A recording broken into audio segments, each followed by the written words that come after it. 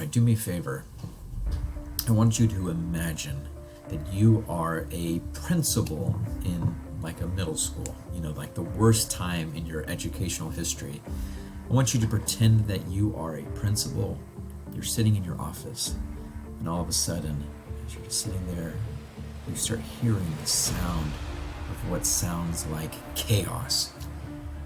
You get out of your chair, you walk to the door, you open the door, and as you do, the sound just gets even louder. And as you start walking your way down out of the office, down the hallway, you start hearing what sounds like pandemonium. And you know exactly where it's coming from. It's coming from the cafeteria. And you run down the hallway, you open the doors to the cafeteria, and sure enough, it is your biggest fear come true. It is an all-out brawl in the cafeteria.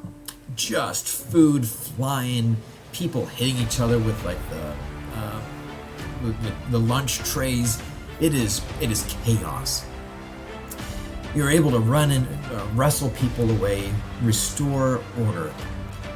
And as you're trying to decide how to, like what happened and who's to blame, and you start asking people to, or maybe you start asking witnesses to write down what it is that they saw and to write down who they think started the fight. Now, as these reports start coming through, you start going through them and you see that there are so many conflicting accounts.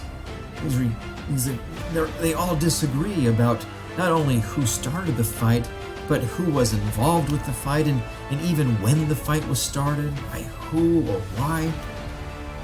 And as you're going through it, you know that no one is just plain lying.